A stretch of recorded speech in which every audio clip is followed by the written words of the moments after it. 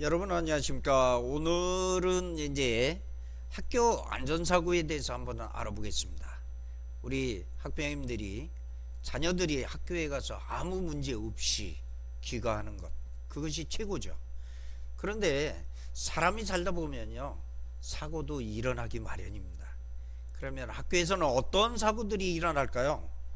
주로 이제 체육 시간이라든지 또는 현장 체험학습이라든지 실험 실습을 하는 과정에서 부주의, 또 복도나 층계, 계단 등을 이동하면서 미끄러지거나 넘어지거나 또는 장난에 의해서 이런 경우 있죠.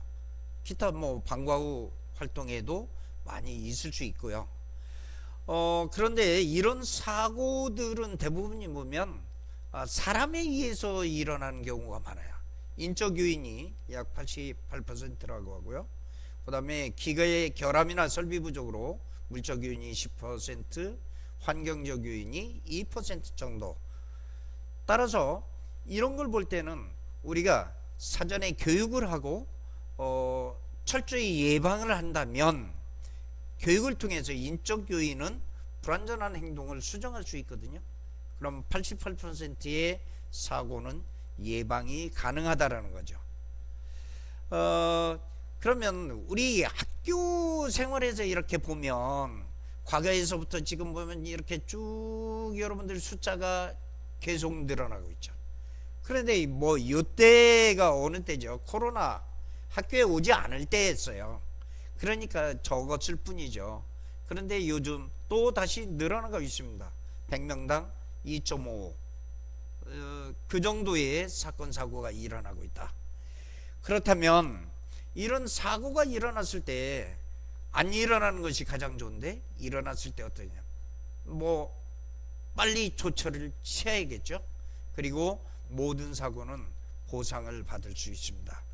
학교 안전사고 예방 보상에 대한 법률이 있거든요. 그 법률에 따라서 보상을 받을 수가 있다. 일단 그런 내용에 대해서는 대전광역시 홈페이지에 이렇게 들어가면 학교 안전 공제위가 있고요. 여기에 보면 운영 개요부터 자료까지 자세히 나와요. 공제급여 지급 대상은 누구다, 이런 것도 나오고요. 그러면 이런 여러 가지 절차가 있는데 과연 이 복잡한 거 어떻게 할까? 너무 걱정하지 마세요. 여러 부형님들은 그냥 선생님에게 연락해주고 또 행정실에 얘기를 하면 거기서 절차에 맞게 모든 걸 처리해주게 돼 있어요. 그렇기 때문에 커다란 걱정은 안 하셔도 된다. 어쨌든 지금 우리 대전에 있는 모든 유초 중고 학교는 학교 안전공제회라는 거에 다 가입이 되어 있어요. 그래서 학교에서 정상적인 교육 활동을 하다가 어디에 사고가 나서 다쳤거나 문제가 되면 거기에 대한 충분한 보상을 해주고 있다. 이런 것들 저 같은 경우도 학교 선생님들한테도 안전사고에 대한 교육도 실시하고 이렇게 했거든요. 그러니까 선생님들 잘 알고 계시고요. 그 다음에 학교의 행정실 요원들도 잘 알고 있습니다. 그러니까 학교에 의뢰를 하면 여러 학부님들의 어떤 민원사항 이런 것들을 잘 처리해 줄 걸로 알고 있습니다. 일단 공제급여 청구를 할 때 아까도 말씀드렸지만 이 절차 보면 복잡한 것 같잖아요. 구비 서류도 많고. 그런데 이런 것은 정상적 교육활동이라면 선생님한테 말씀드리면 순탄하게 모든 게 해결이 될 수 있다. 보상이 안 되는 경우가 있죠. 그거는 정상적인 교육활동이 아니었을 경우예요. 고의로 또 자해하거나 자살하거나 등등 이런 경우에는 우리가 보상을 받을 수가 없는 거죠. 그 다음에 천재지변이나 자동차 선박사고 이런 것들도 문제가 있고요.